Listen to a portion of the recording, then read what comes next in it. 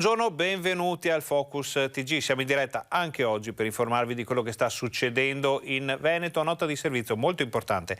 Oggi il presidente Luca Zaia anticiperà il punto stampa, quindi non saremo in onda dalle 12:30 ma saremo in diretta dalle 12:15 da Palazzo Balbi. Cambia anche la sede. Perché?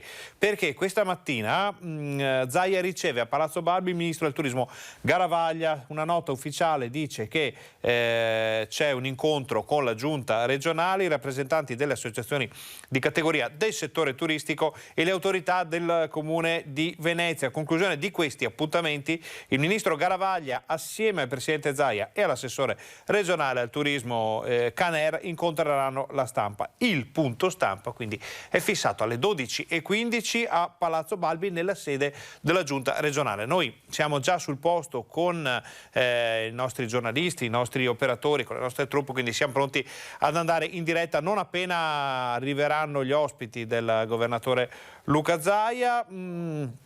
Quindi temi importanti, il tema del turismo, sappiamo che il Veneto punta molto al turismo per quest'estate, due i filoni, da una parte il filone vaccinale per gli ospiti addirittura, quindi l'idea, la possibilità, la volontà di inoculare le seconde dosi alle persone, anche europei che dovessero venire in vacanza in Veneto, dall'altra la possibilità di spingere maggiormente sul settore turistico, quindi una sorta di liberi tutti, possiamo chiamarlo così, per le vaccinazioni, andando a coprire le persone che lavorano nel comparto turistico del Veneto. Sappiamo la regione più turistica d'Italia, milioni di arrivi ogni anno, difficoltà oggettive legate all'emergenza coronavirus nell'ultimo anno e mezzo. Questa dovrebbe essere, speriamo che lo sia, l'estate della ripartenza, estate della ripartenza anche per i ristoratori, che sappiamo che da domani potranno servire anche all'interno, quindi bar e ristoranti anche all'interno, quindi cambia molto. Alcune regioni oggi in fascia bianca. Se il Veneto confermerà i dati, ma pare ormai che sia così, anche il Veneto entrerà in fascia bianca dalla settimana prossima, quindi praticamente si toglie quasi tutto, se ne va anche il coprifuoco. Tanti temi l'abbiamo sentito, in attesa di poterci collegare con Venezia. Noi andiamo a sentire proprio sul tema del liberi tutti che cosa aveva detto l'assessore regionale alla sanità ai nostri microfoni, parlando della possibilità di arrivare a un'apertura totale delle vaccinazioni, fermo restando che se arrivano le dosi questo si può fare, se non arrivano la situazione può diventare un po' complicata. Vediamo il servizio. La campagna vaccinale in Veneto sta già coprendo quasi interamente le fasce più a rischio della popolazione e la sanità regionale punta a liberi tutti prima possibile. Per ottenere questo risultato però è necessario che la dotazione vaccinale sia adeguata alle potenzialità della macchina sanitaria veneta. Lo ribadisce l'assessore Manuela Lanzarin. Le fasce più critiche sono già a un livello molto alto, al di sopra di quello che è la media nazionale, quindi viaggiamo molto bene.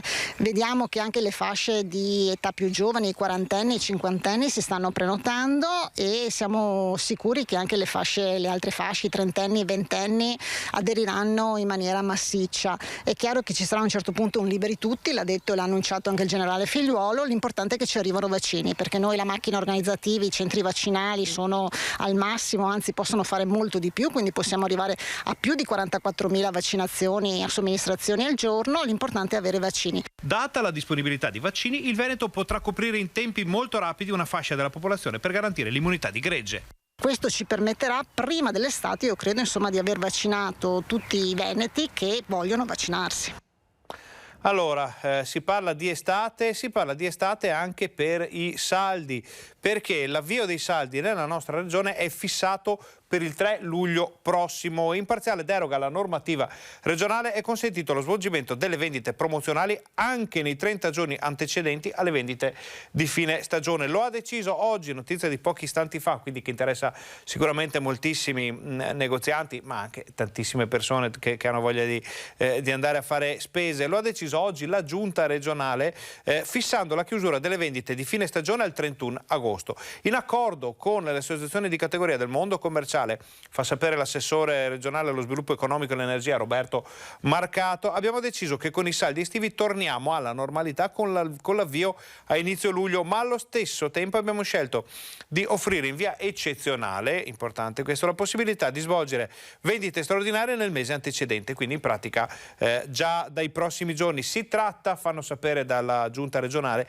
di sostenere concretamente la ripresa del commercio al dettaglio che in tempi di pandemia ha visto cambiare le modalità di acquisto della popolazione con un boom del commercio online. L'avvio dei saldi estivi coincide con una ripartenza che ci auguriamo tutti sia effettiva e duratura. Questo è quello che dice l'assessore regionale Roberto Marcato, quindi via i saldi un po' prima, possibilità di fare vendite straordinarie già dai prossimi giorni, quindi con l'apertura dei ristoranti, dell'attività di ristorazione, dei bar anche all'interno, con i negozi aperti, con molte delle imposizioni che vanno a cadere, delle restrizioni che vanno a cadere.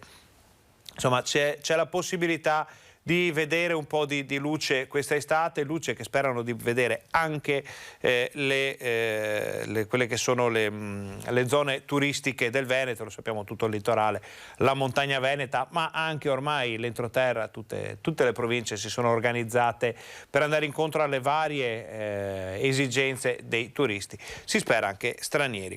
Si parla di turismo, ma un po' a scavalco in questo caso, possiamo dire, anche per quanto riguarda la memoria, perché sappiamo la sacralità della memoria della Prima Guerra Mondiale, delle innumerevoli stragi che si sono svolte sulle montagne del Vicentino, sulle Dolomiti, insomma conosciamo la storia della Grande Guerra. Gli esempi di questa memoria però molto spesso sono un po' abbandonati o hanno bisogno di importanti interventi. Fino a pochi giorni fa, per esempio, c'era stata segnalata la chiusura del sacrario di Cimagrappa, adesso ci informeremo se è riaperto normalmente oppure se si può andare, ma solo in alcune zone. Sappiamo che anche il sacrario di Asiago ha qualche problema, inizieranno i lavori nel 2022, il Tempio Sario di Bassano del Grappa non è in condizioni proprio fantastiche, anche lì bisognerebbe fare qualcosa. Tanti monumenti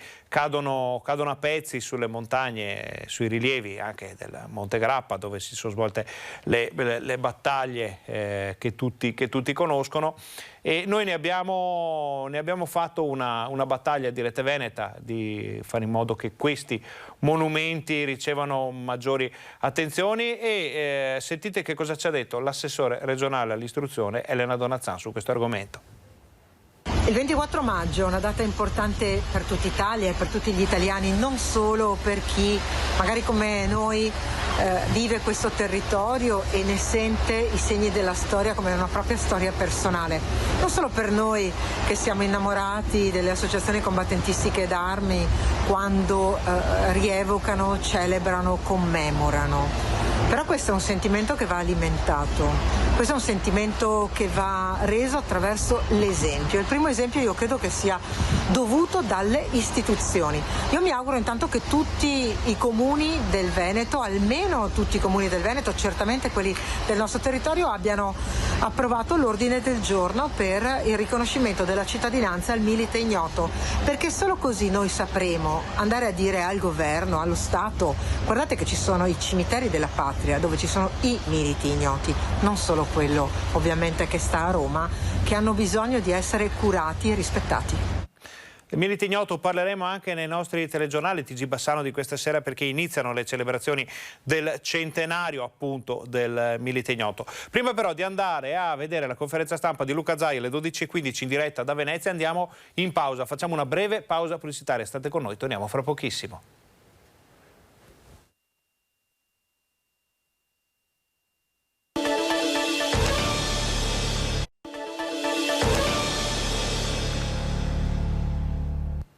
Buongiorno, bentornati al nostro Focus TG. Noi siamo già collegati con Palazzo Balbi, non con la sede della Protezione Civile, dove ogni giorno Luca Zaia fa di solito la conferenza stampa, ma con Palazzo Balbi, dove il Presidente della Regione sta incontrando il Ministro al Turismo Garavaglia. C'è per noi sul posto il nostro Filippo Fois, che ha già cominciato a raccontarci come è andata la mattinata.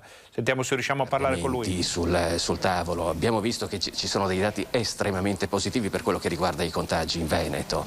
Ieri è stata la prima giornata in cui non si sono fortunatamente registrati decessi sia in Veneto che anche nel vicino Friuli Venezia Giulia, per cui ci troviamo in una situazione molto buona dal punto di vista sanitario. Questo non significa che si debba abbassare la guardia e soprattutto le vacanze, quindi l'accoglienza degli ospiti che a milioni arriveranno comunque nella nostra regione nelle prossime settimane, nei prossimi mesi, deve essere tutta improntata all'insegna della sicurezza. Si tratta di una sicurezza che va concordata non solo tra lo Stato e le regioni, ma anche a livello internazionale.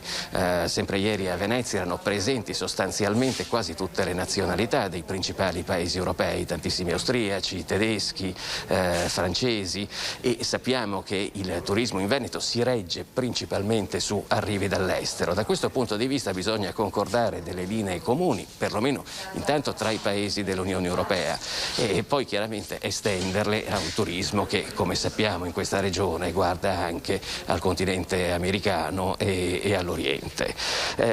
Questo incontro di oggi con il Ministro Garavaglia è il primo di due appuntamenti molto importanti che si svolgeranno oggi a Venezia. Il secondo, tra qualche ora, sarà a Palazzo Ferrofini. Ecco, noi in questo momento siamo a Palazzo Balbi, che è la sede della Giunta regionale, per cui qui hanno gli uffici il Presidente della Regione Luca Zaia e tutta la Giunta. Palazzo Ferrofini invece è la sede del Consiglio regionale e qui attorno alle 3 è previsto l'arrivo della Commissione bicamerale per le questioni regionali, capitanata dal Presidente della Commissione, che è la deputata Emanuela Corda, un ex Movimento 5 Stelle, adesso del gruppo misto, e sul tavolo c'è l'autonomia del Veneto, una partita che si riapre ora che la pandemia sta passando e che sarà discussa dalla bicamerale per le questioni regionali assieme al Presidente Zaia e assieme anche ai consiglieri regionali dei vari gruppi che siedono in Consiglio.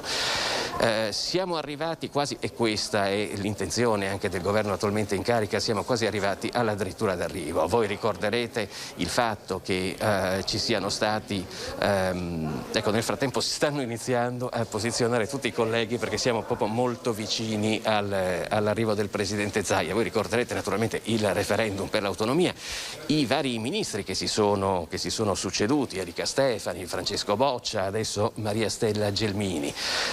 Il penultimo governo, quindi il Conte 2 con il ministro Boccia, aveva già preparato una legge quadro che si è arrestata proprio sulla soglia del Consiglio dei Ministri. Con il ministro Maria Stella Gelmini questa legge quadro sarà presumibilmente ripresentata a brevissimo tempo. Prima però occorre fare un giro delle regioni. La visita in Veneto fa parte di questo giro delle regioni, anche perché si era aperto un dibattito tra i partiti se si trattasse di una legge quadro da riscrivere o semplicemente da rivedere in alcune sue parti. La linea prevalente del governo Draghi è che la legge quadro preparata durante il governo Conte dal ministro Boccia, che ricorderete è venuto molto spesso in Veneto, vada bene, debba essere lievemente limata ancora in alcuni punti, ma sostanzialmente sia un buon punto di partenza e quasi d'arrivo, possiamo dire, perché l'intenzione è quella di arrivare alle Camere per il mese di luglio. Nel frattempo io chiederei anche a Sandro Ponchio di far vedere un po' cosa sta succedendo alle mie spalle, perché stanno iniziando a prendere posto non solo i colleghi giornalisti, ma se vedete nella prima fila vediamo già diversi esponenti della Giunta regionale. L'assessore al lavoro Elena Donazzan, l'assessore alla sanità Manuela Lanzarin,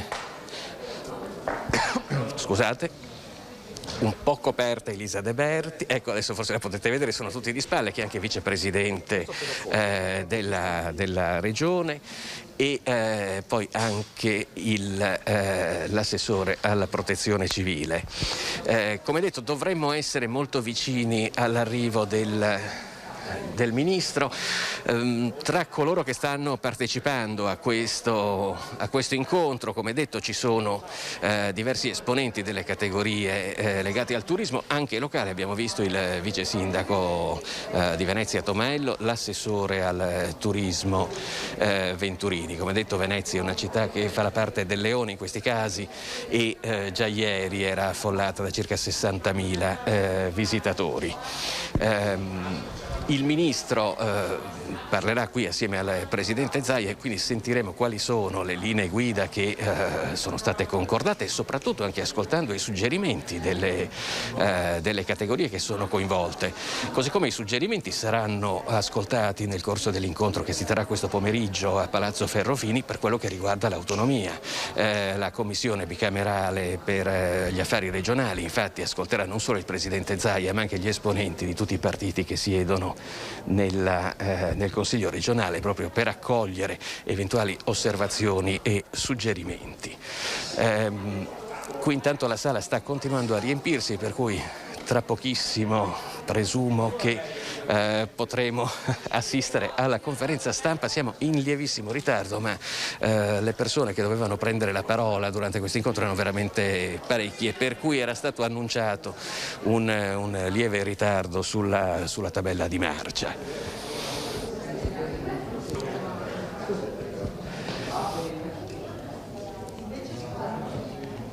Ecco qui.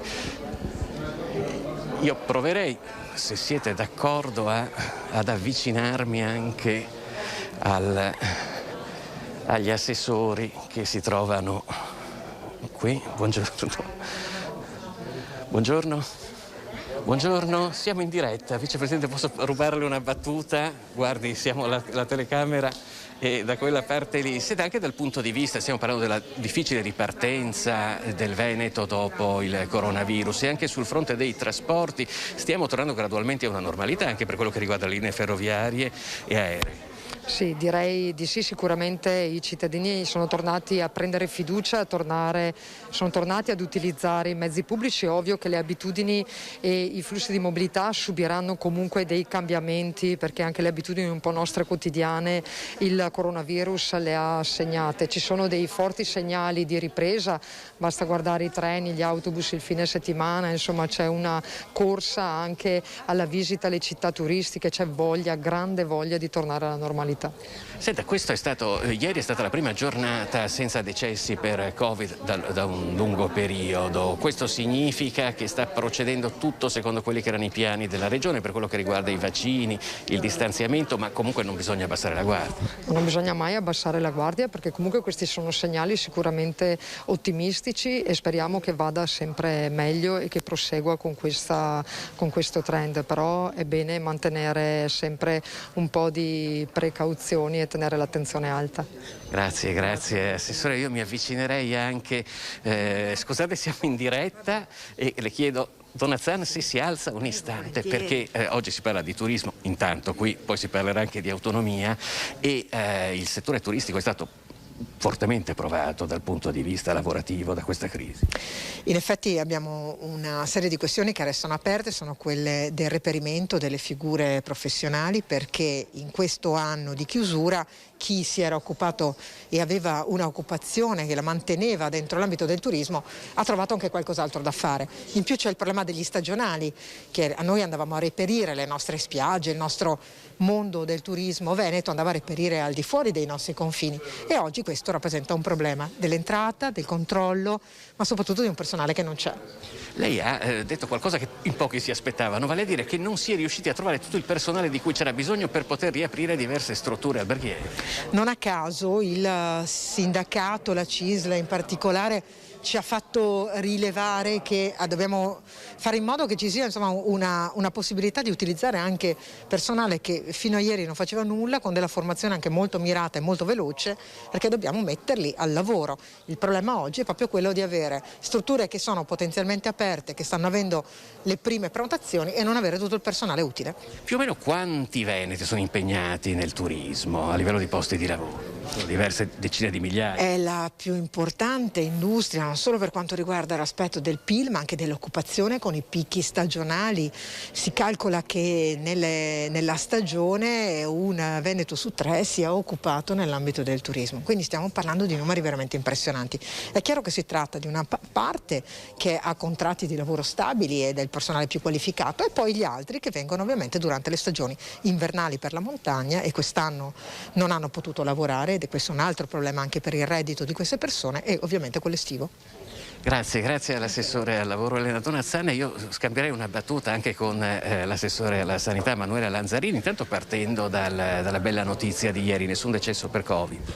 Sicuramente insomma, i numeri stanno andando molto bene, l'abbiamo detto, insomma, la campagna di vaccinazione, ma sicuramente anche il trend legato alla bella stagione sta portando numeri buoni, un'incidenza bassa. Abbiamo visto anche gli ultimi dati della cabina di regia di venerdì, quindi anche un RT basso, ma un'incidenza molto bassa, 34 su 100.000 abitanti, quindi insomma molto bassa, che ci fa assaporare, insomma, e saremo sicuramente dal 7 in zona bianca. E poi il fatto che l'occupazione ospedaliera continua a calare. Ecco, adesso naturalmente in regione ci auguriamo di ospitare tantissimi turisti, milioni di persone. Da questo punto di vista, quali sono le contromisure che la regione intende adottare proprio per evitare che ci siano focolai? Allora, intanto noi siamo pronti, la Costa ha già attivato tutti i punti di primo intervento come ogni anno. Noi stiamo dialogando con le categorie, l'associazione delle categorie del turismo per la vaccinazione degli operatori, siamo quasi pronti, penso che già in settimana annunceremo qualcosa.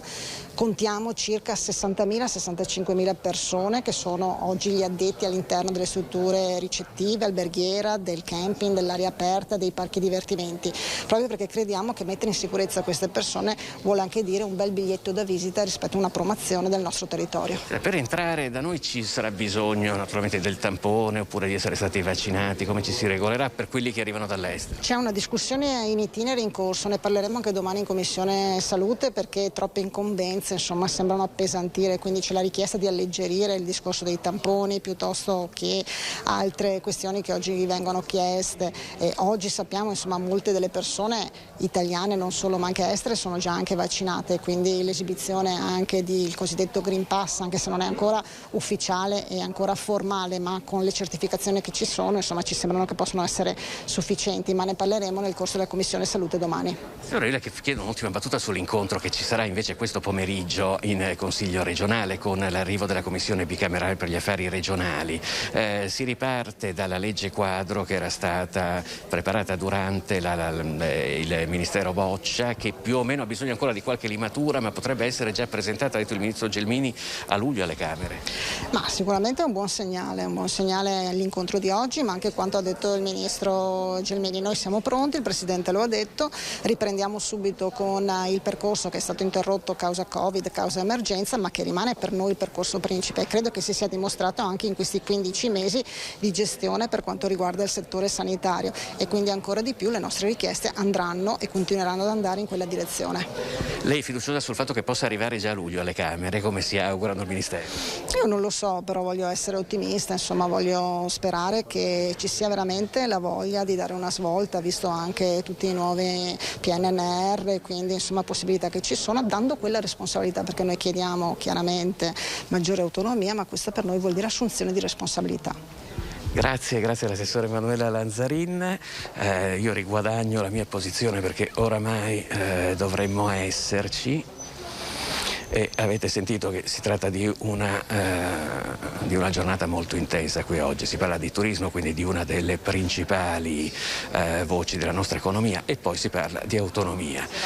Un lungo percorso cominciato con il referendum che aveva avuto un'ampia risposta positiva dai veneti, e finalmente le cose sembrano prendere quell'accelerazione che si aspettava da tempo. L'abbiamo detto, la legge quadro con qualche modifica modifica è già pronta e dovrebbe essere presentata alle Camere a luglio. Per questo motivo quindi diciamo che una volta passato, sempre però mantenendo alta la guardia, la crisi legata alla pandemia, anche il processo per l'autonomia del Veneto sta riprendendo. Io nel frattempo vedo che stanno arrivando anche altri assessori, per cui credo che l'incontro oramai sia praticamente concluso e tra poco ascolteremo, dovrebbero arrivare da quella direzione, quali sono le linee guida per la ripartenza di un settore importante come quello del turismo in Veneto. Io vedo anche tra l'altro l'assessore alla cultura Corazzari, adesso provo a raggiungerlo se riesco prima che arrivi il presidente Zaia. Assessore.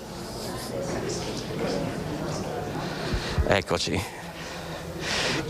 Cristiano Corazzari, siamo in diretta e oggi naturalmente si parla di turismo, lei è assessore alla cultura e il Veneto sta ripartendo con tantissimi eventi molto importanti, è ripartita con la Biennale, il Salone Nautico, c'è stato il Giro d'Italia, insomma una ripartenza che è importante anche dal punto di vista turistico, che deve però avvenire in piena sicurezza sanitaria. Beh, questo sicuramente, abbiamo il Veneto come centro di eventi importantissimi a livello internazionale, abbiamo citato la Biennale, pensiamo che a settembre ci sarà anche la mostra del cinema, che per noi l'anno scorso ha rappresentato un grande segnale di fiducia e speranza, e quest'anno vorremmo che consolidasse proprio con questo evento la ripartenza. La cultura può essere un volano formidabile per aiutare tutte le attività, i nostri centri storici, le attività turistiche, perché sappiamo bene che oltre a promuovere eventi sul territorio riesce ad attrarre anche un pubblico molto qualificato che quindi rappresenta un valore aggiunto anche in chiave turistica. L'anno scorso, se non era proprio la mostra del cinema, era stato un evento in presenza, a Cannes no, però in Veneto si era riusciti comunque a combinare la sicurezza sanitaria con la presenza anche degli operatori del settore e del pubblico. Certo, dal punto di vista organizzativo è stato fatto uno sforzo enorme e il Veneto ha sempre avuto un'impostazione per riuscire a riallacciare quel filo che è stato interrotto col pubblico in piena sicurezza. I dati sanitari oggi ci confortano ancora di più, abbiamo l'alleanza del vaccino che possiamo dire è l'elemento di novità, e quindi io devo dire proprio che abbiamo una grande fiducia e un grande ottimismo per una ripartenza piena e solida. La stessa domanda che poco fa ho fatto anche all'assessore Lanzarin. C'è un incontro molto importante questo pomeriggio in Consiglio regionale riguardo all'autonomia. Lei è ottimista sul fatto che quell'accelerazione che il governo Draghi sembra voler dare a questo processo possa portare effettivamente all'arrivo della legge quadro alle Camere a luglio? Beh, diciamo che dobbiamo essere ottimisti per dovere, ma anche utilizzando la forza della ragione. Siamo convinti che l'autonomia sia una risposta per modernizzare il nostro paese, e quindi non solo a livello locale per il Veneto, bensì per tutta l'Italia. Vi sono molte regioni che hanno chiesto più poteri, più autonomia, e regioni come il Veneto hanno dimostrato, come per esempio nell'emergenza sanitaria, di saper ben utilizzare la propria autonomia e di dare servizi migliori ai cittadini con minori costi. Questo è un concetto di modernità, di efficienza, che farebbe dell'Italia un paese all'avanguardia con i paesi più sviluppati nel contesto internazionale. Bene, ringraziamo anche l'assessore Cristiano Corazzari per la sua disponibilità. Assessore alla cultura, grazie. Assessore, noi veniamo visti un po' così perché chiaramente dobbiamo lasciare lo spazio libero, visto che oramai dovremmo esserci. Dunque avete sentito, riepilogando, una situazione molto buona dal punto di vista sanitario, anche se questo non deve assolutamente far abbassare la guardia, ma la campagna vaccinale vede il Veneto nelle prime posizioni a livello italiano, i contagi sono in continua diminuzione, i decessi ieri si sono azzerati, così come dal punto di vista dei ricoveri ospedalieri la situazione sta volgendo verso il bello. A questo punto si può iniziare a pensare di far ripartire una macchina importante come quella del turismo, una delle voci principali dell'economia regionale. Il Veneto, lo ricordiamo ancora una volta, è la prima regione in Italia per presenze turistiche, e sono centinaia di migliaia le persone che a vario titolo sono impegnate in questo settore, che lo ricordiamo solamente in una città come Venezia Venezia muove qualche miliardo di euro, per cui immaginatevi a livello regionale. Contemporaneamente alla ripartenza turistica ci si sta muovendo anche per riprendere in mano la questione dell'autonomia. Il secondo appuntamento molto importante di oggi è quello che vedrà impegnata la Commissione bicamerale per gli affari regionali in Consiglio regionale. Qui invece in questo momento ci troviamo nella sede della Giunta regionale. L'incontro con i parlamentari che fanno parte di questa commissione bilaterale è previsto a partire dalle ore 15 di questo pomeriggio. Sul tavolo c'è la legge quadro per l'autonomia, che era stata più o meno messa a punto e quasi preparata nella sua interezza durante il precedente governo, un processo che poi si era interrotto forzatamente per la crisi legata al coronavirus e che adesso sta per riprendere. Il giro della commissione bicamerale che tocca oggi il Veneto è proprio per chiedere suggerimenti o osservazioni su quella che è la legge quadro attualmente pronta, quella preparata dal governo Conte 2, che si era arrestata sulla porta, sulla soglia del Consiglio dei Ministri, sorpresa dall'arrivo del coronavirus. C'è ancora tempo per esprimere delle osservazioni e quindi delle modifiche ad alcuni aspetti di questa legge, che sostanzialmente però è stato detto da vari ambienti governativi, almeno nelle sue forme fondamentali, diciamo, sarà quella che poi approderà il prima possibile nei due rami del Parlamento. L'intenzione del ministro Maria Stella Gelmini, che è il terzo ministro che si sta occupando di questa questione dopo Erika Stefani e Francesco Boccia, è quella di far arrivare la legge quadro entro luglio alla Camera dei Deputati e al Senato, proprio per il passaggio che poi renderà questa legge effettiva. A quel punto il processo di autonomia del Veneto prenderebbe davvero un'accelerazione che fino a qualche giorno fa sembrava piuttosto lontana, legata soprattutto alla crisi pandemica, che ha necessariamente spostato l'attenzione non solo della regione ma di tutto il paese a fronteggiare quella che era la pandemia. Oggi c'è spazio per poter occuparsi anche di altre cose, per cui non solo la ripresa economica, non solo il piano vaccinale che comunque prosegue, ma anche gli affari istituzionali che erano stati bruscamente interrotti dall'arrivo del Covid-19 in Veneto e più in generale nel nostro paese e in Europa. Noi seguiremo naturalmente anche quello che accadrà a Palazzo Ferrofini questo pomeriggio. Per ora rimaniamo qui a Palazzo Balbi, dove, ve lo ricordiamo ancora per chi si fosse messo solamente adesso all'ascolto, tra poco arriveranno il Presidente della Regione Luca Zaia e il Ministro al Turismo Massimo Garavaglia, che oggi è arrivato a Venezia proprio per incontrare le categorie economiche legate al turismo e anche naturalmente il governo regionale e alcuni esponenti della Giunta Comunale di Venezia. È un incontro in cui presumibilmente si è discusso di una ripartenza che deve avvenire in totale sicurezza. Da questo punto di vista la partita aperta è quella che va ben oltre naturalmente i nostri confini regionali, ovviamente, ma anche quelli nazionali, cioè una discussione su gli accessi dei turisti che provengono da altre nazioni europee in prima battuta, da altri continenti in seconda battuta, in totale sicurezza, per cui si parla quindi di controlli attraverso il tampone, i cosiddetti test rapidi. A questo proposito vi ricordo che per esempio qui a Venezia è stata allestita una postazione della Croce Rossa proprio di fronte alla stazione ferroviaria, dove vengono eseguiti tamponi, naturalmente per chi lo desidera, a tutti coloro che arrivano in città. E poi naturalmente c'è anche il tema vaccinale, vale a dire chi avesse ricevuto la seconda dose di vaccino. Ricordiamo che tra l'altro in Italia sono quasi almeno 18 milioni, credo, le persone che hanno ricevuto almeno una dose di vaccino. Ecco, chi ha completato il suo ciclo vaccinale dovrebbe godere di questo Green Pass, come è stato definito, vale a dire di una sorta di lasciapassare che permette quindi di visitare altri paesi e nel caso nostro chiaramente di poter arrivare qui in Veneto in totale sicurezza. Questo va poi di pari passo con quelle che sono le vaccinazioni, per esempio, di tutto il comparto turistico. Da questo punto punto di vista si era anche aperto un dibattito recentemente. Voi ricorderete le polemiche che erano seguite sulla vaccinazione del personale sanitario. Alcune persone impiegate a vario titolo nella sanità non si erano vaccinate e su questo c'era stata una presa di posizione, tra l'altro molto netta da parte anche del Presidente della Regione. Lo stesso argomento, perlomeno qui in provincia di Venezia, è stato affrontato per quello che riguarda invece il personale che è impegnato nel settore turistico.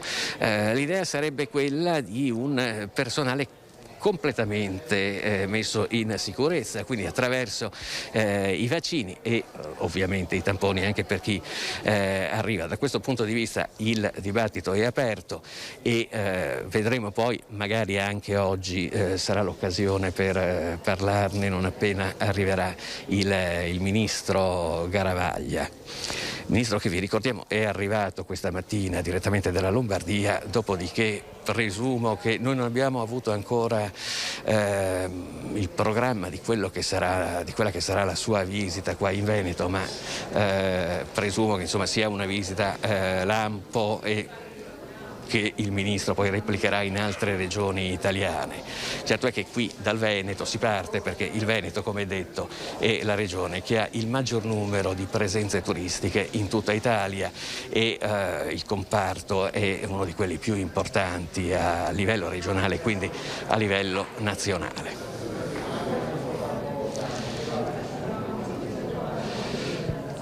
Dunque noi siamo, ve lo ribadisco ancora una volta, in attesa del Presidente Zaia e del Ministro Garavaglia.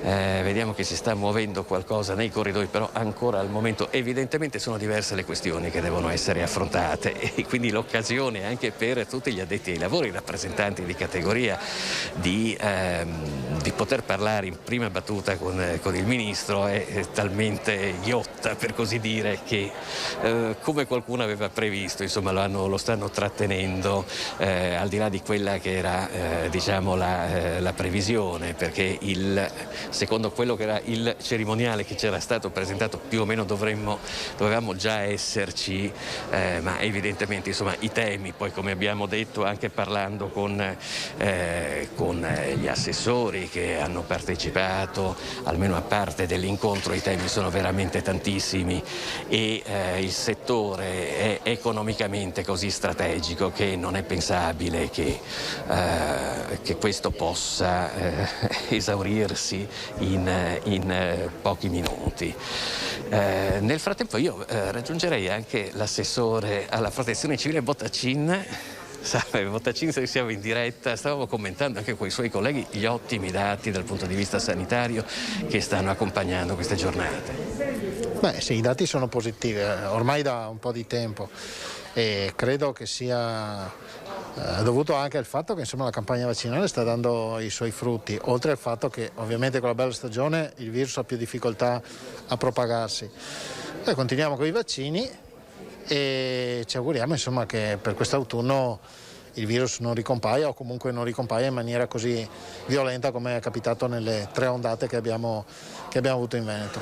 La macchina vaccinale è stata messa a punto e funziona sprombattente anche grazie a tantissimi volontari della protezione civile, perché ricordiamo che ci sono anche dei grossi hub in cui arrivano centinaia di persone in continuazione, però sostanzialmente non abbiamo assistito al formarsi di file, intasamenti, tutto avviene anche grazie all'opera di questi volontari in maniera molto veloce. Ogni giorno ci sono in campo 500-600 volontari di protezione civile a supporto della sanità, ma questo dall'inizio della pandemia, tant'è che se noi facciamo il conteggio delle giornate di impegno dei volontari della protezione civile, ormai siamo vicini alle 250.000 giornate regalate alla collettività per fare un sacco di cose. Allora i sanitari hanno combattuto il virus sul fronte come le truppe d'assalto e dietro c'erano i reggimenti logistici rappresentati dai volontari della protezione civile che hanno fatto tutte le attività di supporto e che continuano a farle. Cito un caso emblematico, unico in Italia, il ripristino di 6 ex ospedali dismessi a costo zero. Noi abbiamo fatto una scelta diversa rispetto ad altre realtà, non abbiamo aperto presidi ospedalieri nelle fiere, nei padiglioni di capannoni dismessi, abbiamo scelto di riaprire 6 ex ospedali. Tutto questo è stato reso possibile grazie a un esercito di 500-600 volontari di protezione civile che nel giro di 10 giorni hanno riaperto ospedali che erano dismessi e che hanno garantito quasi 900 posti letto in più alla sanità del Veneto, e questo è stato molto utile perché proprio sabato è stato chiuso un padiglione che era stato utilizzato fino alla settimana scorsa, quello di Valdobbiadene, ma così anche altri padiglioni. Senta, dal punto di vista dell'autonomia invece questo pomeriggio c'è un incontro molto importante con la Commissione bicamerale per gli affari regionali e più o meno dovremmo essere addirittura d'arrivo, addirittura si parlava, lo ricordavamo prima, di presentare il testo della legge quadro a luglio alle Camere. Ma speriamo, noi ce lo auguriamo, quando dico noi dico tutti i veneti, perché è una richiesta che abbiamo formalizzato, dico abbiamo come veneti, visto l'esito del referendum, e quindi lo Stato non può non considerare questo referendum e l'esito di questo referendum. Noi, per quanto riguarda anche le mie materie, autonomia non vuol dire solo più soldi, vuol dire anche possibilità di definire alcune questioni. Faccio un esempio per tutti: se oggi devo tagliare l'albero dentro il corso d'acqua devo avere l'autorizzazione del Ministero della Cultura, neanche dell'Ambiente, no? L'autorizzazione paesaggistica che viene rilasciata dalle soprintendenze che fanno capo al Ministero dei Beni Culturali, queste cose non tutti le sanno. Ecco, io avevo presentato un progetto di legge che poi è stato approvato al Consiglio regionale per andare in deroga a questo qualora ci siano situazioni di rischio idraulico, e mi è stato bocciato perché la Corte Costituzionale ha detto che la competenza è dello Stato. Autonomia vuol dire anche sburocratizzare e semplificare. Cosa sarebbe cambiato con l'autonomia del Veneto, per esempio, nella gestione della pandemia, o più o meno dal punto di vista sanitario ci siamo già? Ma diciamo che dal punto di vista sanitario abbiamo una certa autonomia, anche se comunque ci sono dei vincoli che sono imposti dalla legge. Faccio di nuovo un esempio. La legge dice che sotto un certo numero di parti i punti nascita vanno chiusi. E noi abbiamo tirato la corda e li abbiamo tenuti aperti lo stessi. Io sono di montagna, ma penso a Pieve di Cadore piuttosto che a Asiago, e lo facciamo per garantire un servizio migliore ai cittadini. Però le linee guida nazionali, anzi un decreto ministeriale dice che andrebbe chiuso. Avere l'autonomia sulla sanità totale vuol dire anche poter fare questo tipo di azioni. Grazie all'assessore Bottacin. Io ho visto anche l'assessore Calzavara che potrebbe darci qualche Calzavara. Salve, siamo in diretta. Siamo in diretta. Io le volevo chiedere se ancora abbiamo qualche minuto, perché oramai dovremmo esserci. Lei che viene da una zona calda del dibattito che c'è oggi, quindi dalla costa veneta, quali sono le richieste, il polso della situazione da parte degli addetti ai lavori? Ma ce n'è uno di carattere infrastrutturale che chiaramente la costa da tempo soffre, ed è quello delle strade. Insomma, speravamo che il PNR da questo punto di vista potesse darci anche delle risposte per ovviare a quelle che sono delle carenze ormai che non sono più sopportabili, per mantenere questa leadership di più di 30 milioni di presenze annue che il litorale veneto fa. L'altro è quello più puntuale, insomma, quindi campagne promozionali che abbiano la capacità. Ecco, sta arrivando il ministro, il presidente col ministro. Grazie, quindi noi lasciamo naturalmente la parola al presidente Zaia e al ministro Garavaglia. Buongiorno a tutti. Un po' più volume, grazie.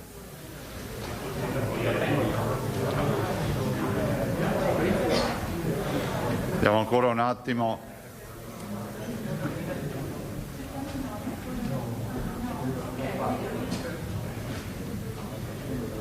Prego, accomodatevi.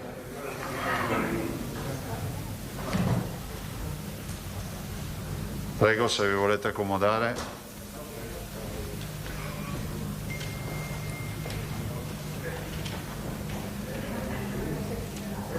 Prego.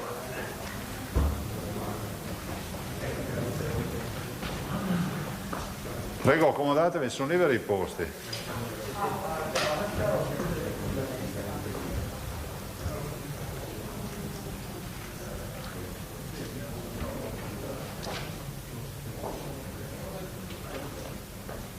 Bene, grazie, buongiorno a tutti.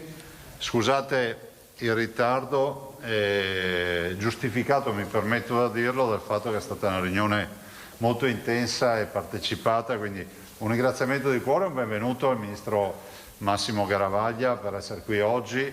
E come ho detto oggi nella presentazione, prima ovviamente di questa conferenza stampa, il Ministro ha voluto fortemente di incontrare gli stakeholders, cioè ovvero, come lo definisco io, il fatturato dell'industria turistica del Veneto, e diciamo il tavolo al completo.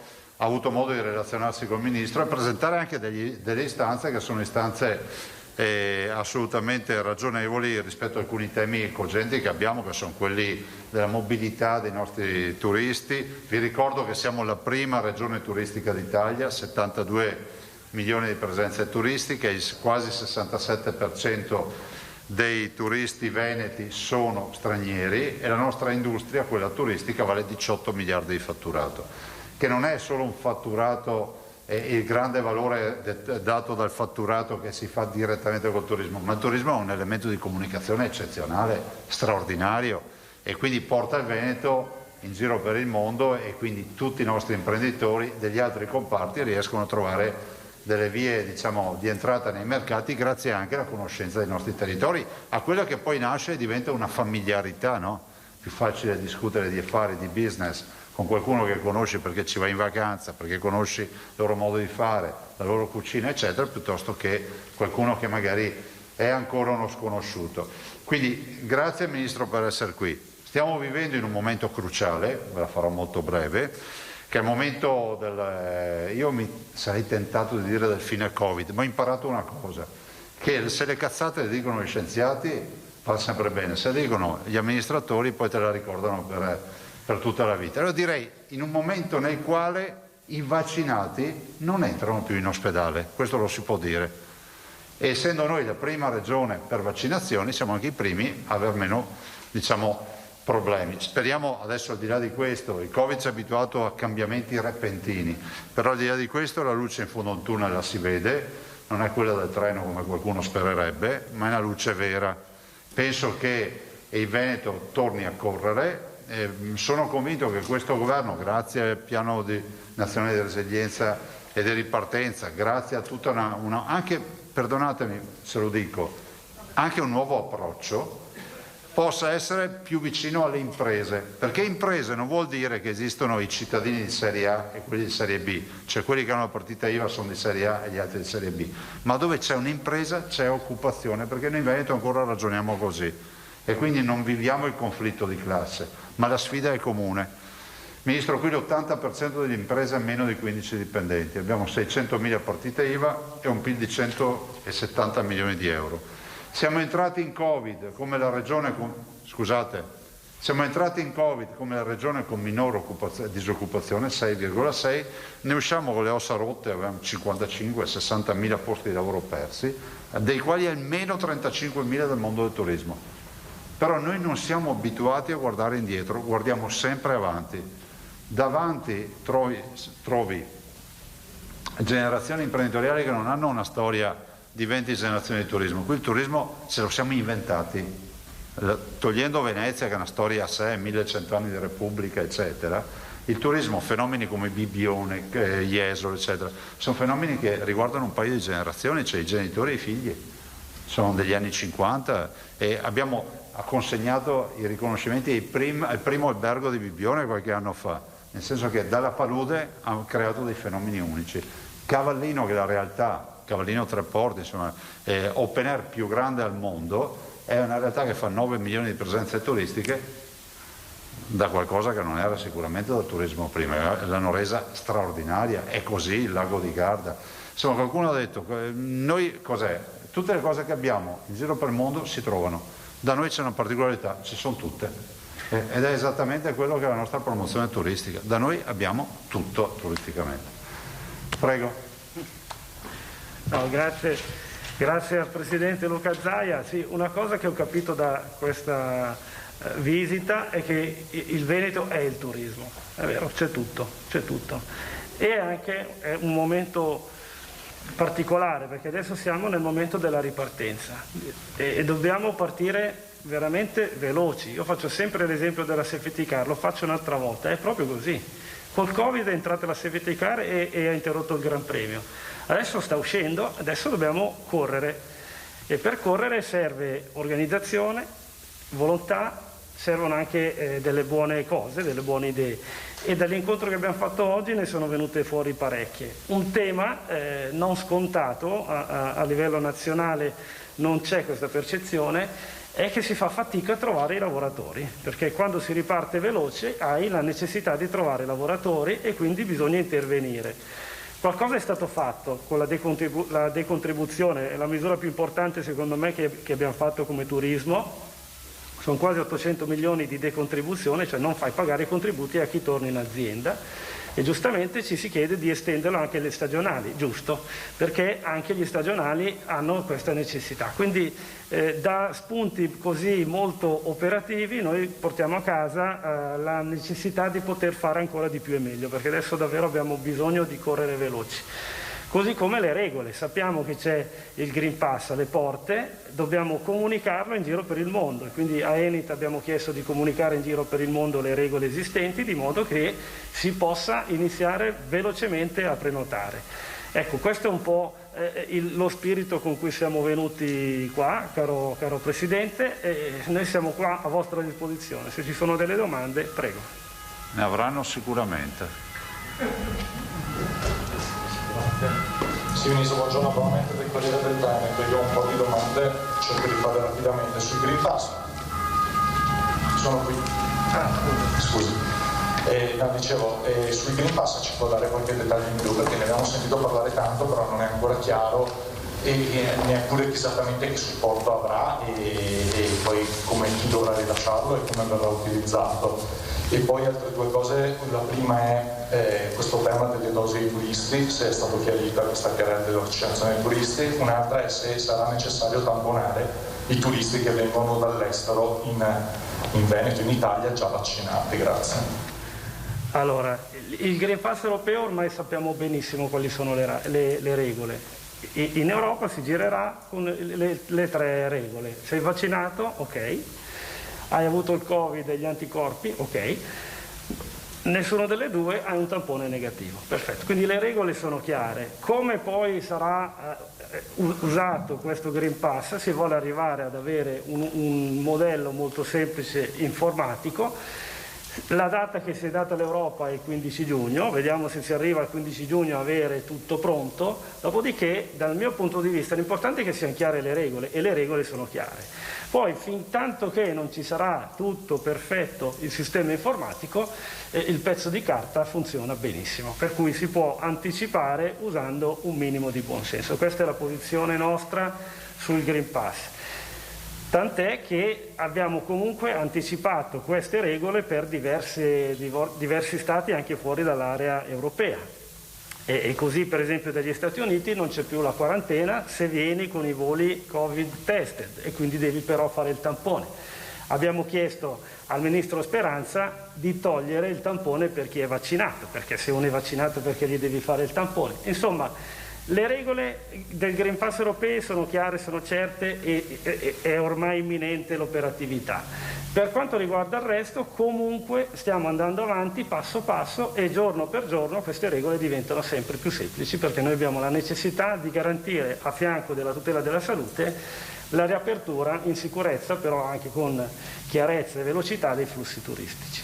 Per quanto riguarda le vaccinazioni turistiche, come dice il Presidente Zaia, laddove c'è la possibilità di farlo in maniera semplice e organizzata, perché no? Tant'è che per esempio con il generale Figliuolo ci siamo sentiti, gli ho fatto presente il tema dei marittimi e lui ha detto va bene, anziché farli vaccinare ognuno nella ASL di appartenenza, si possono vaccinare in un paio di hub nazionali, così in maniera più semplice si ottiene lo stesso risultato. Insomma, con la buona volontà si arriva ovunque.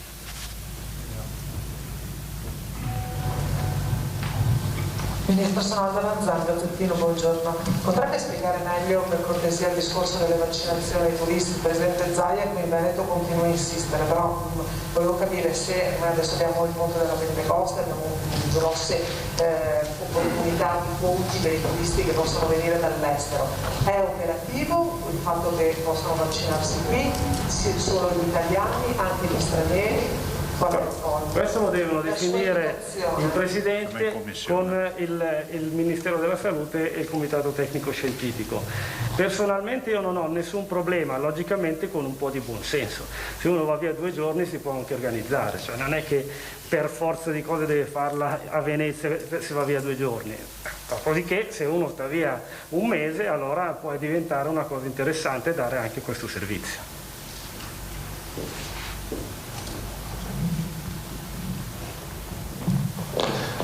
Ministro, buongiorno, Tosantoli, quotidiani Gedi. Ci sono delle previsioni, delle stime per quanto riguarda la stagione turistica in generale, insomma, o localizzate, se lei ne dispone?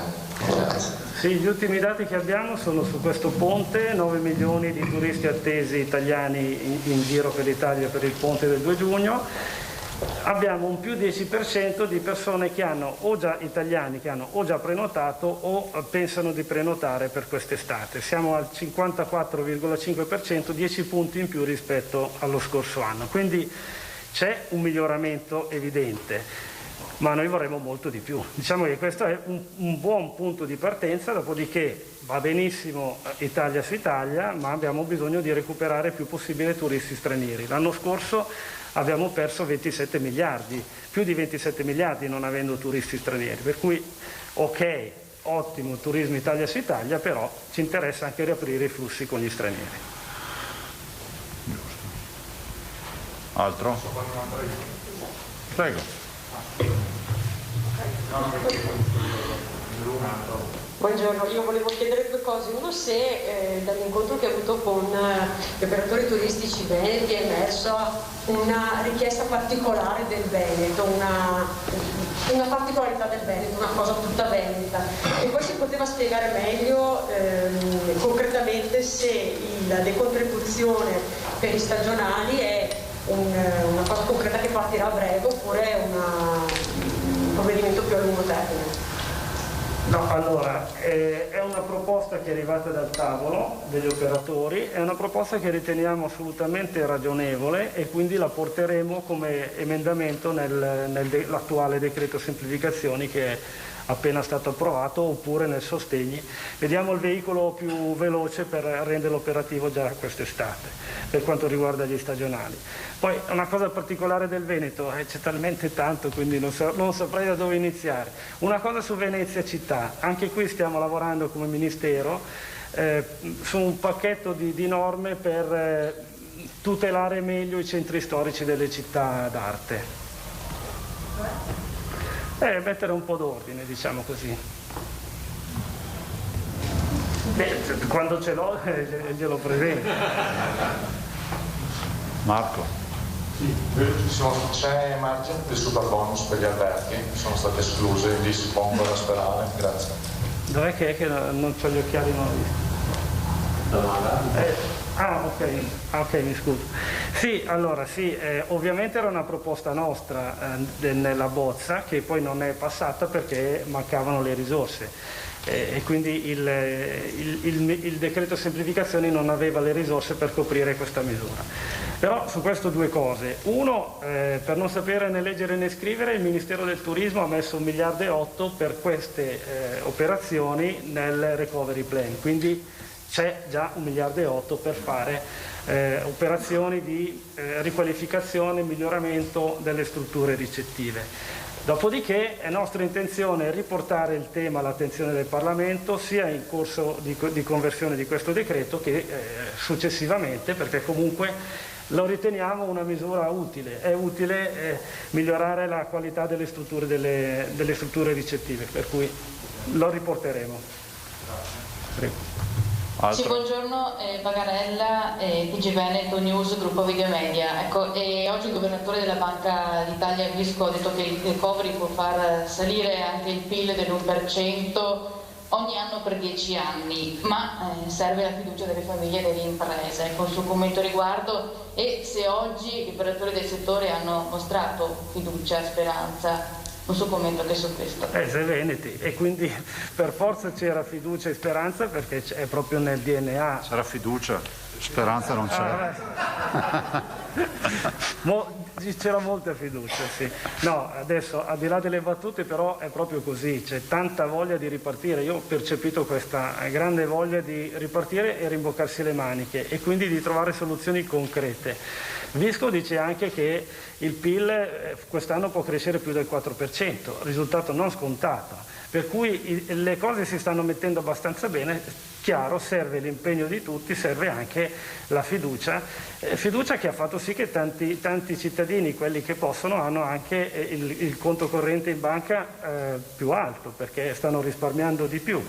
Purtroppo ci sono tanti che invece ce l'hanno in rosso perché non hanno potuto fatturare. Però la fiducia farà sì che ci sia anche un po', diciamo così, di spesa che aiuta anche a uscire dal rosso che è in rosso. Bene. Avete altre domande? No. Volevo ringraziare veramente di cuore il Ministro per la disponibilità, sapendo anche che è riuscito a incastrare questa visita in mezzo a una marea di impegni che poi si sono anche presentati, e ringraziarlo veramente di cuore, assieme ovviamente al suo portavoce che è qui oggi, e salutare e ringraziare il vice sindaco di Venezia Andrea Tomello e l'assessore al turismo Venturini per la presenza, hanno anche partecipato alla riunione, quindi grazie anche a loro. Vi dico solo una cosa, cioè uno a volte nella vita dice ma chi me lo fa fare, no? Però poi quando partecipi a un tavolo come quello di questa mattina ti senti un po' come la madre dei Gracchi, dice ecco i miei gioielli, cioè questi non si sono messi a piangere, Kleenex, ci hanno detto tutti vogliamo fatturare, siamo qua pronti, cioè io ho visto una squadra tonica, che questa energia, Ministro, se non ha espressione è per colpa di Roma, non per colpa del Veneto, quindi è fondamentale che li facciamo sfogare, riempiano gli alberghi, i turisti arrivino senza quarantene, insomma il Ministro è sul pezzo, quindi grazie veramente di cuore, grazie. Ne approfitto per dirvi una cosa solo, ma per quello che posso dirvi lo dico. Ho sentito anche tutto questo fine settimana il Ministro Di Maio. Ci saranno novità, ci sono sviluppi, è giusto che le comunichi lui. Posso garantire che istante dopo istante, anche quando qualcuno ha spento tutto e si è riposato, abbiamo seguito la vicenda. Sto parlando di Marco Zennaro, sto parlando del Sudan, sto parlando di quello che è accaduto al nostro concittadino veneto, che è secondo noi ingiustamente incarcerato. Qualcuno ha detto no, ma è sotto stato di fermo. Sì, quello che è, certo è che non è libero, e noi lo vogliamo libero. Insomma, si sta progredendo e ci sono stati dei movimenti anche in questi giorni. Il Ministro ne darà comunicazione, l'ho sentito non più tardi di ieri sera, e quindi volevo dire, dopodiché ci saranno, immagino, comunicazioni ufficiali, ma io mi devo fermare qui, però la tranquillità ai veneti che la stiamo seguendo sta roba. Grazie.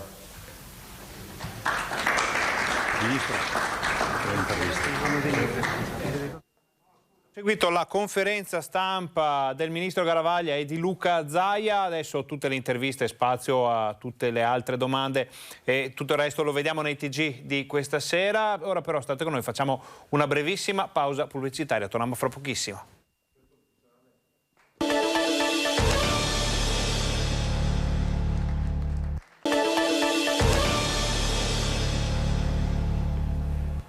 Bentornati al nostro Focus TG, avete sentito buone notizie in arrivo per il turismo del Veneto, le abbiamo sentite con il governatore Luca Zaia e il ministro Garavaglia ospite oggi a Venezia. Notizie, se non buone ma almeno positive, arrivano anche dall'emergenza coronavirus. Vediamo assieme i dati, sono 8.666 i casi attualmente positivi in Veneto, in questo momento solo 27 le nuove positività riscontrate, 0 decessi da segnalare. La sanità regge egregiamente l'urto di questa fase dell'emergenza.